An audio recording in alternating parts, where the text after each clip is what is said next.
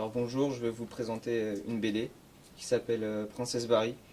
L'auteur c'est Gyu et Wang Peng et c'est un rite coréen qui date du Moyen Âge. L'histoire ça parle de Princesse Barry, une petite enfant rousse on va dire, d'une quinzaine d'années qui va être abandonnée par son père et elle va essayer de regagner son attention en lui offrant la fleur des enfers.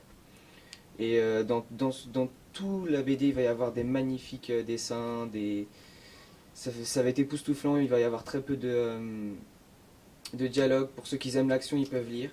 Et bon, moi, je vais pas vous tuer sur la fin, vous lirez si vous voulez.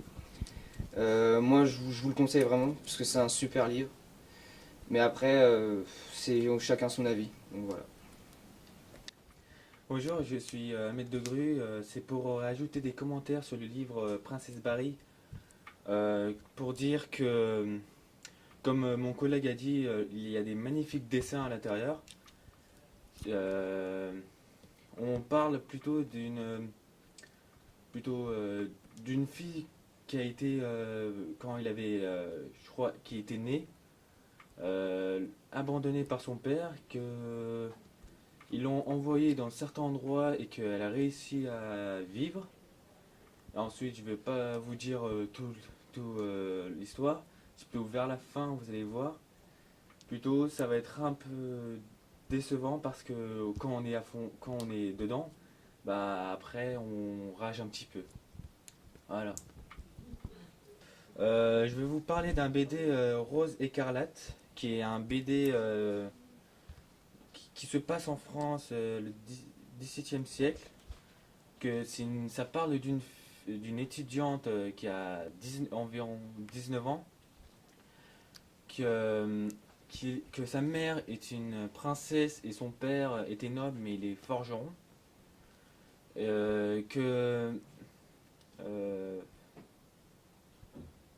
euh, que son père a été assassiné et qu'il a été adopté par son grand-père qui est noble et que le but de cette fille en fait c'est plutôt de trouver l'assassin de son père.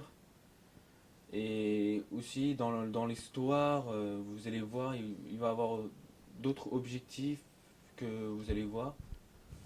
Parce que il y a 8 tomes et bientôt peut-être un 9, le neuvième, que j'ai lu les 3 premiers et que ça m'a déjà le premier m'a vraiment plu parce que quand on lit le premier et qu'il y a une suite, bah ça nous donne envie de savoir la suite de l'histoire.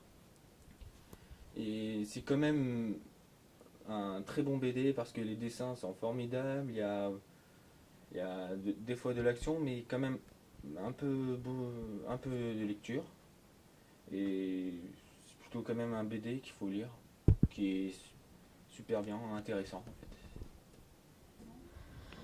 Vous pouvez retrouver les critiques des autres élèves sur d'autres BD et mangas sur le blog du CDI. Donc les élèves les rédigent, soit au CDI pendant l'accompagnement personnalisé, soit de manière autonome chez eux selon leur volontariat. Vous pouvez aller sur le blog du CDI en passant par le site du lycée ou en tapant blog CDI lycée Blériot dans un moteur de recherche et vous tomberez certainement sur notre blog. Les élèves de l'accompagnement personnalisé bande dessinée participent cette année au prix littéraire Manga Sensei qui est organisé par Sébastien Ferranec, qui est professeur documentaliste dans l'Académie de Versailles et qui organise chaque année ce prix littéraire qui concerne 3 sélections, une sélection seinen, une sélection shonen et une sélection shoujo. Et les élèves ont décidé cette année de participer à l'élection du meilleur manga dans la sélection shonen. Donc 4 des 5 mangas sélectionnés sont déjà arrivés au CDI et les élèves ont commencé à les lire. Ils vont donc donner leur avis et ensuite voter pour le manga qu'ils préfèrent dans cette sélection de 5 mangas que vous pourrez trouver sur le blog du CDI.